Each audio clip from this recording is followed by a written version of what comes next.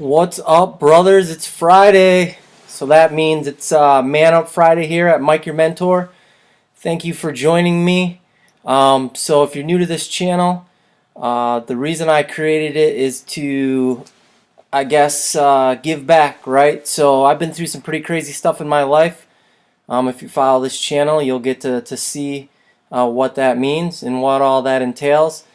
And I ask myself this question quite frequently, like, why can someone who was born into a situation like I was make something out of their lives, right? Like, do something with themselves, like now have a family of their own and raise what I believe are good kids, and and have a good marriage, and a good job, things like that. And one of the things that I was able to identify was I had good mentors in my life. Whether through me actively seeking them out, in physically, like one-on-one, or mentors in books, or guys who noticed me at times in my life where I needed a helping hand, and they came alongside me, and they opened their lives up to me, and showed me how they interacted with their family, and just the way they lived their lives and carried themselves. So that's what this is all about, me giving back and sharing what I've learned over all these years, right? Whether you're younger or you're older, wisdom is wisdom. It doesn't matter what the source is. So that's what this is about. So every Friday, we go through something that made a profound impact in my life, which was The Quest for Authentic Manhood with Robert Lewis. It was I believe a 26-week course that I did with a bunch of guys, where we would meet, and every week we'd watch a video for like an hour, and then afterwards, maybe for half an hour, we'd talk about the content, and there would be thought-provoking questions that would get us to really look deeper into ourselves and to do what a lot of men do, right? We lie to ourselves and we lie to others. We lie about what we're feeling.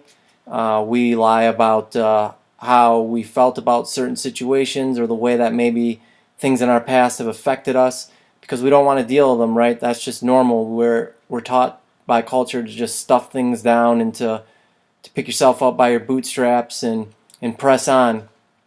Not much for reflection or looking deep within. But this course really challenged me at a time in my life where I needed it, man. My marriage was on the rocks.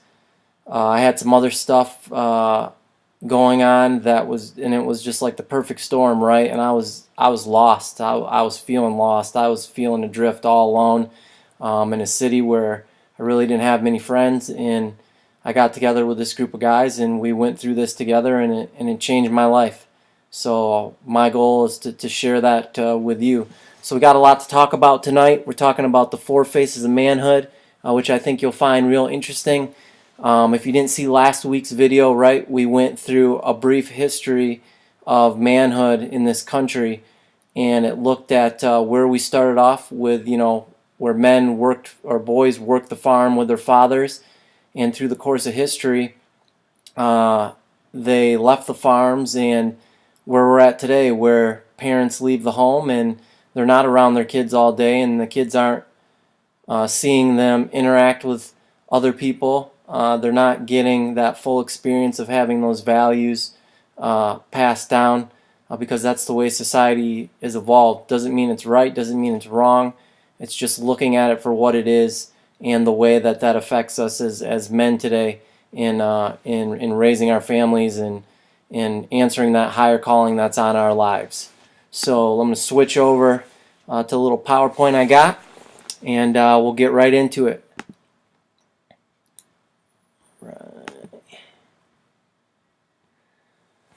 Okay, so we're talking about the 4 faces of manhood, right? We have the king face, we have the friend face, we have the lover face, and we have the warrior face. So the first face that we'll look at is the king face. And right, the king face represents the love of the right. Like, what is righteous? What is the right thing to do in the right situation? Right? Like, every man wants to be the king of his castle, I guess.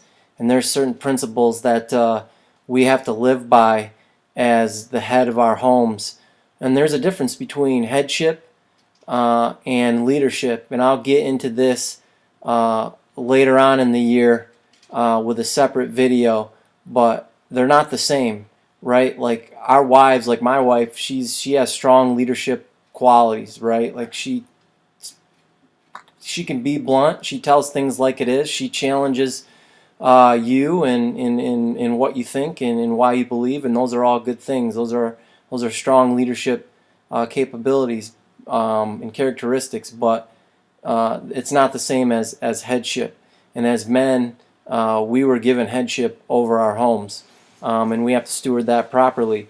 And I'll talk about what that looks like I said, in the coming weeks. Right? So the king reflects righteous energy, and a good example of that, if you read the Bible, even if you don't, there's a story that a lot of people are familiar with, and it's about King David. And King David went and he slept with this lady named Bathsheba. He actually had an affair with her because she was married, and so was King David, and that wasn't his wife. And to cover up for his adultery, he sent Bathsheba's husband Uriah off, or he was away at war, and so he sent a message to his general to tell the general to send Uriah to the front lines of the battlefield because he knew that Uriah would be killed, right? He knew it was guaranteed, and that way he would never find out about the adultery, and then he could have Bathsheba as his wife. So he went and did that and had him killed to cover up his sin. He compounded one mistake with another, right? So here his prophet Nathan comes to him, and through this awesome analogy, challenges him and allows him to look at the situation and see what he did. And that took a lot of courage on Nathan's part, and that's just a reflection of the righteous energy. If you don't know that story, I definitely encourage you to check it out. It's extremely powerful, right? So the king face is characterized by a couple things. It's characterized by strong convictions. What do you have strong convictions about? Like what I guess, to be blunt, what pisses you off? What makes you mad when you look out into the world? What do you refuse to bend on? What do you stand on? It reflects courageous moral choices, right? Like we all have moral choices we need to make in our lives, but a lot of times when we're faced with those choices, it's easy to be passive. And I talked about passivity I think earlier this week, right? Like that's the default mode of almost every man, almost every human. My coach always used to say it's human nature to take the easy way out, right? It takes courage to make tough choices, right? The king family, or the king family, the king face is represented by a servant spirit, right? There's a big movement in leadership that's based on the servant attitude, right? Servant leadership. And what does that look like? Are you going to lay yourself down, your needs, what you feel are your rights on behalf of other people, for other people, to help them become everything that they can become? So that's one of the things that the king face represents. And then it's also characterized by righteous leadership, right? Are you going to do what's right when the time comes? Integrity. When no one's looking, are you going to make the right choices? So a little verse from the Bible that sums that up is the righteous man walks with integrity, and blessed are his children after him. And I think I talked about this earlier in the week. Maybe not on a video, but maybe with a conversation that I was having with somebody Yeah, that's what it was. We need to remember that what we live in our house is what our kids are going to live out in life, right? So that's basically a saying for how you behave in your household, right? Is the same way your kids are going to behave out in the world when they're not around you, because they're modeling your behavior. So think about that. What do you want to show your kids? How do you want to show your kids to live? How do you want to show your kids to treat women? How do you want to show them to treat other people in their lives? Uh, how are they seeing you react when things don't go your way, when you don't get what you want? Right? They're modeling those behaviors. And there's another good saying: hurt people hurt people. So if you hurt your kids, they're going to go out in the world and they're going to hurt other people. All right, the next face is the warrior face. And this is probably the most honored and celebrated among men, right? Like we all have this need inside to be a winner, to be a champion, to overcome obstacles and fight, and be acknowledged for never giving up. Maybe more so in American culture than other cultures, but still, no one wants to go to war and lose, right? So the warrior face reflects convincing energy. I said this before, I'm not going to quit. And I mean, I think about my own life and some of the things that I've been through, and stupidly I think about some of the fights that I've been in, like the physical fights. And I remember a situation where someone was in my face and they were telling me, they were going to do this, this, and this to me. And usually when I'm in a confrontation, I don't say anything, because I'm just observing. Are you a talker or are you a doer, right? There's people that talk and there's people that do. And I like to believe that I'm a doer and not a talker. So this person's in my face and they're talking, and I just said one thing to me, and I said, if we're going to go there, you're going to have to kill me because I'm not going to give up. And that's kind of like how I live my life, right? No matter what comes at me, I'm not going to quit.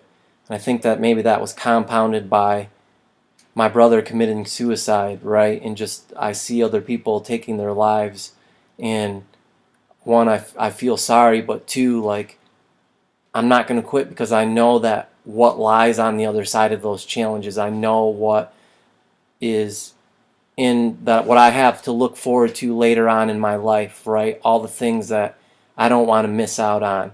The walks, grandchildren, seeing my kids get married, I guess maybe moving to a different place, vacations with my wife, a bunch of things that you could name.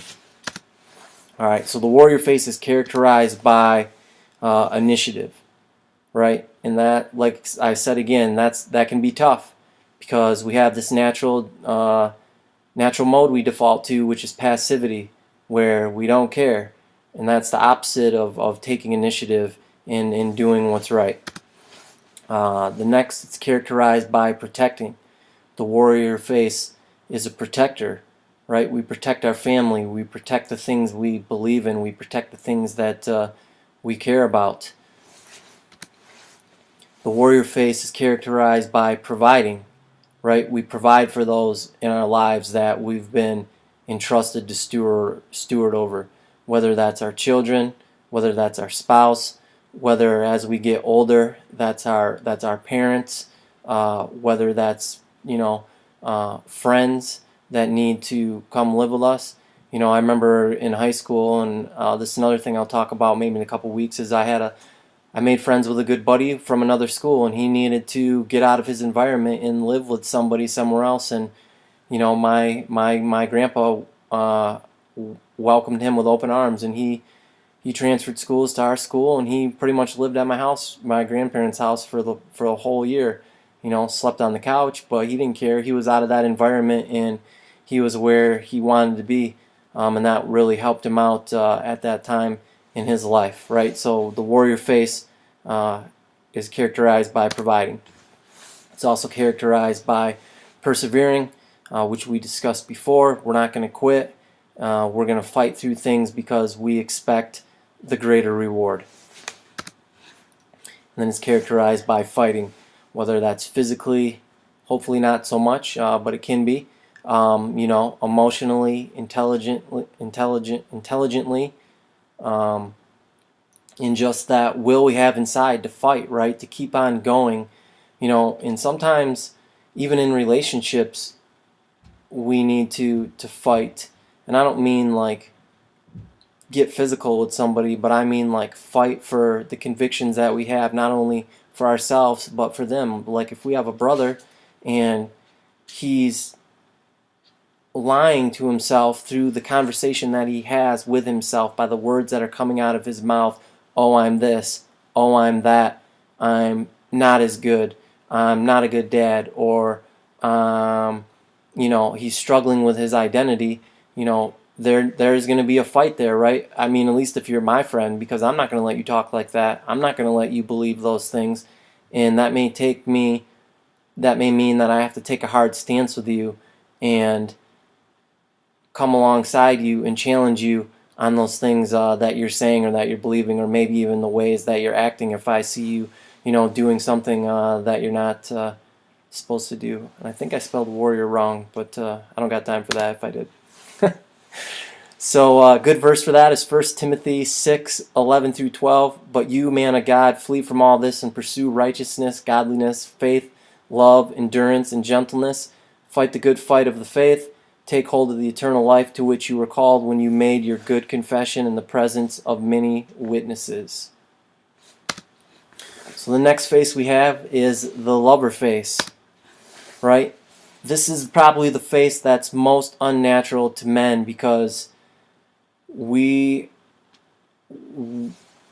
tend to be less relational than women, whether that's because of society or because of societal roles, roles within a family. Maybe the way that your father modeled things for you in your household, or you saw other men. It's just we're not conditioned to take this face on, right? And this face reflects romantic energy. It's characterized by tenderness, which I think is important, right? Especially for dads to be tender with their children. Not only, I got a little girl, but also with my son, being tender with him. And there's moments that call for tenderness, maybe when, I'm trying to think of one that my son had, but I can't. I just get this picture in my mind of this time that, he was crying. I don't remember what it was about, but I can just see his face, at 8 years old crying. And, me in a moment of, I guess, wisdom, or maybe I wanted to get mad at him and go off on him, realized that that's not what he needed. He needed me to come alongside of him and to coach him and to be tender with him and be patient with him.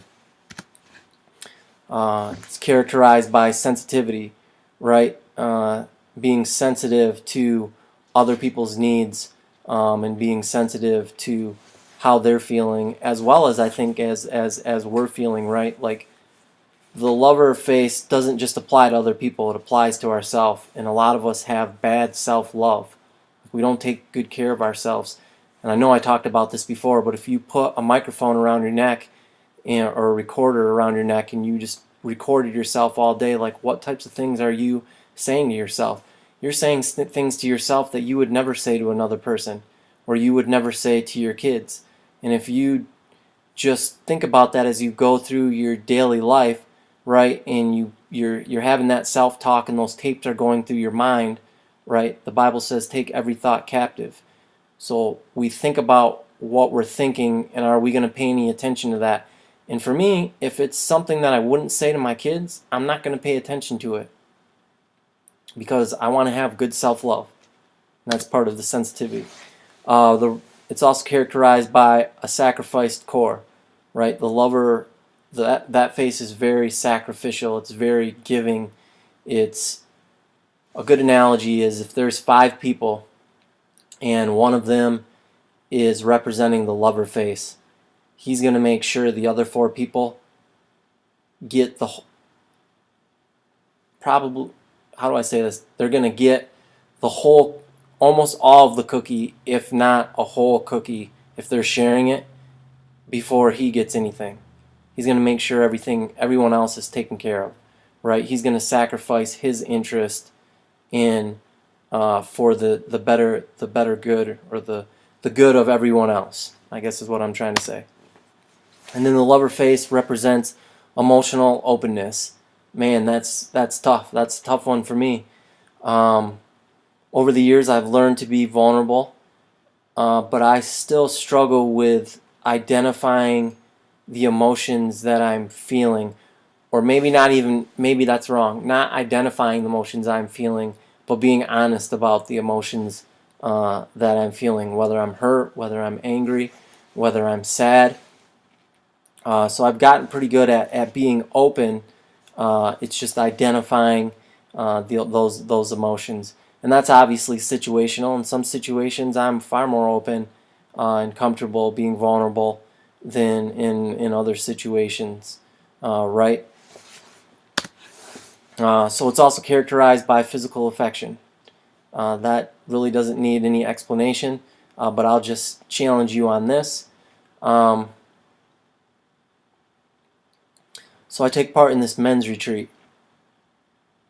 multiple times a year, and it's something that I went through myself, and it's interesting to watch the guys get there, and they sit around like this, and they're sizing everybody up, right? And then we ask the questions, like, what's your name, how are you, and then we say, oh, what do you do, right? Because we're sizing them up. That's a size up question. We want to know, like, do they have a better job than us? If they're doing a certain job, do they make more money than us? Maybe they have a better house than us. Whatever the case may be, we're sizing them up.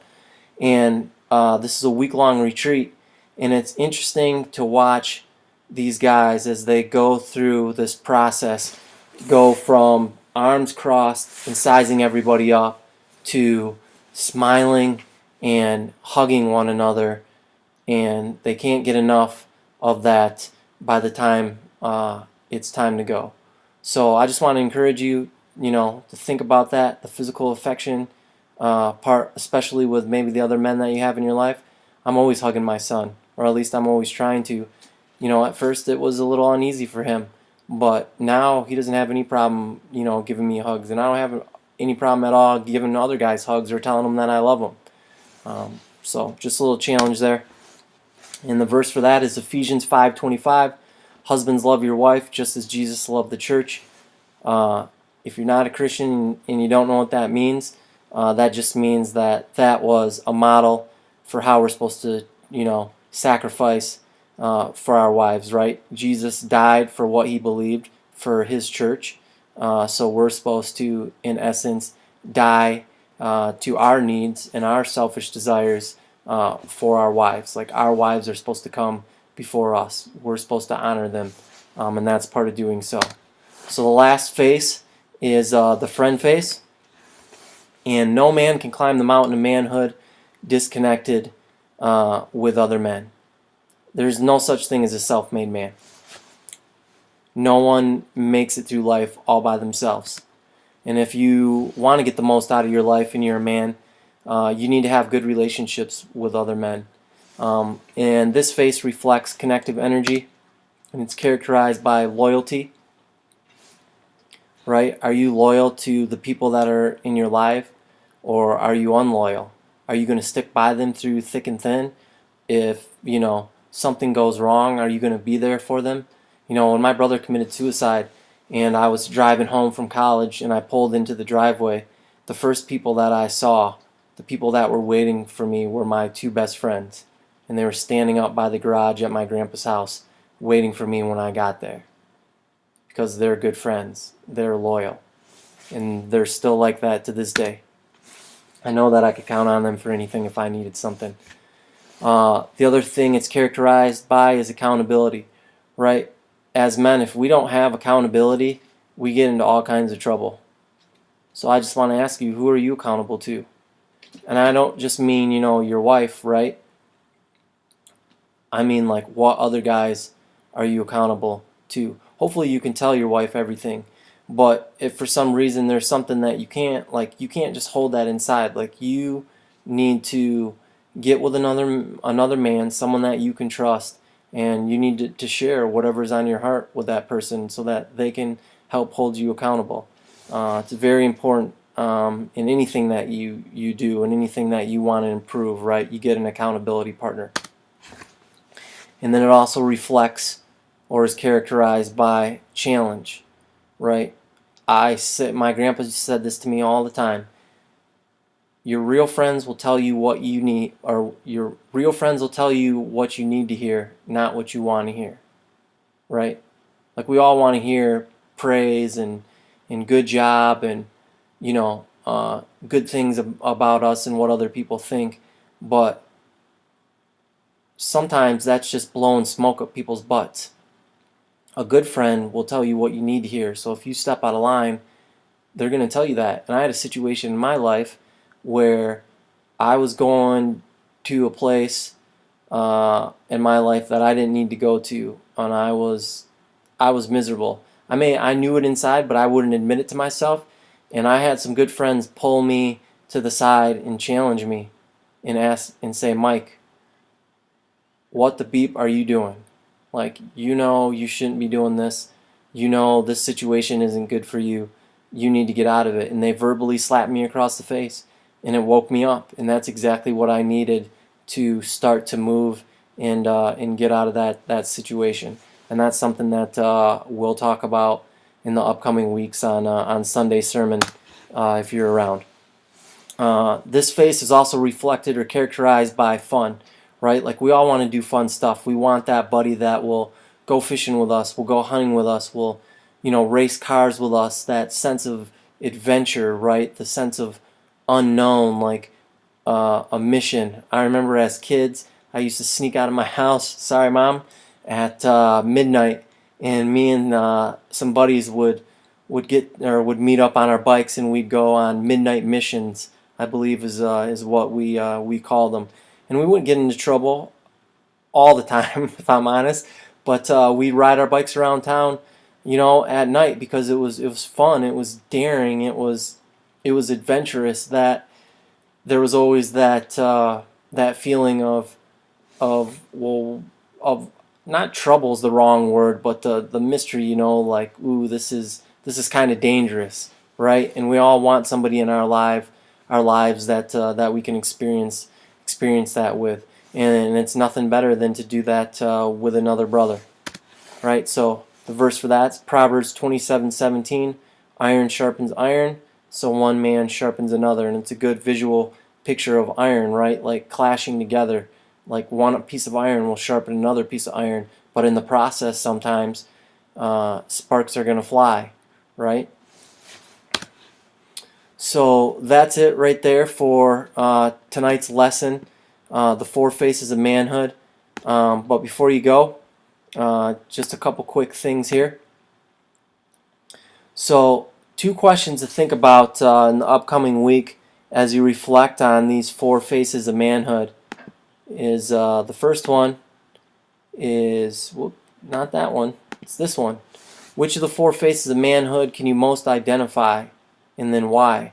Maybe this is something you want to journal about. I definitely encourage you to think about it. And then the other one is, which of these four faces do you need the most help with right now? And why do you need the most help with? I know that when I was going through this course, I needed the most help with the friend face and the warrior face, right? Because I was at a time in my life where I wasn't sure if I wanted to go or keep going. Not keep going in life necessarily, but definitely keep going in my marriage. And I needed help in the friend face because I was doing life alone, right? I wasn't building close relationships with guys. And one point I forgot that's very important that you should think about is, are you friend worthy? Right? Because to have good friends, you got to be a good friend first. So maybe that means that there's some things in your life you got to change in order for that to happen. So I appreciate you guys being with me tonight for Man Up Friday and talking about the 4 faces of manhood. For the rest of the week, tomorrow, we got Shout Out Saturday, which is where I just recognize somebody who's made a difference in my life. Could be a past mentor or anybody that's come through my life and made a difference and helped me become a better man. And then Sunday is the Sunday sermon, where I specifically talk about events in my life that shaped who I am, and I don't hold back. I try to be as vulnerable as I can, but also as honoring as I can to the situation that I went through. And last week we talked about, if you check my channel, we talked about, what was it? Oh, Father Wounds Part 1, and I gave a brief introduction to my experiences with my dad in my early life, and him not being there or in and out of my life because he was in prison for a lot of that time, and how that affected me. And then we'll progress this Sunday from there, and what my life kind of looked like as he disappeared. To be honest with you. So once again, thanks guys. I love you, brothers, and I'll talk to you tomorrow.